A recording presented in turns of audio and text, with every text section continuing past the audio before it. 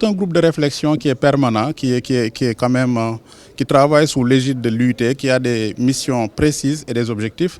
Ce sont des réflexions qui sont générées, qui débouchent sur des recommandations et lesquelles recommandations sont versées dans les rapports et dans les recommandations de l'UIT. Il y a eu à peu près 6-7 mois, au mois de juillet plus exactement, donc il y a eu la réunion à Johannesburg.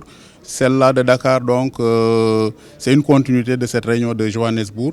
Donc, dans le même prolongement, on formule des recommandations, on formule en tout cas des suggestions pour amener la normalisation internationale en matière de qualité de service, tous services confondus, que ce soit la voix, les données, etc., pour qu'il y ait de l'amélioration, que ces recommandations soient portées dans les documents, dans les rapports et que ça puisse faire que les administrations puissent s'en servir justement en termes de directives pour demander aux opérateurs, à l'ensemble des acteurs en tout cas, de fournir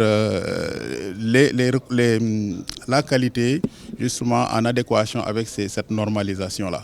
Le premier aspect, c'est peut-être la couverture nationale, donc qui n'est pas complète présentement. Donc il y a des zones où on a encore en fait, on a relevé l'absence de certains opérateurs. Il y a des manquements par rapport à cette qualité dans certaines zones donc, où la couverture justement reste à parfaire. Mais également, même dans certaines zones déjà couvertes, la qualité n'est pas tout à fait au rendez-vous. Bon, autre chose, c'est que déjà certains services également ne sont pas disponible partout au Sénégal. Quand vous prenez la 4G, bon, elle est présente dans certaines grandes agglomérations, Dakar, Thiès, etc.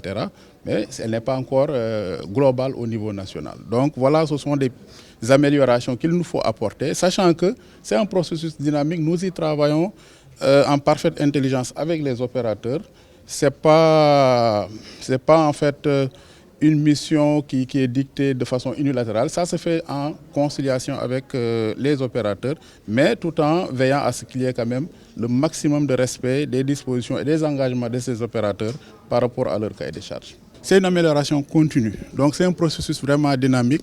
Nous y travaillons. Avec les échanges qui vont se dégager ici, nous serions certainement à même d'améliorer, en tout cas de façon plus spécifique ici au Sénégal, cette qualité de service-là.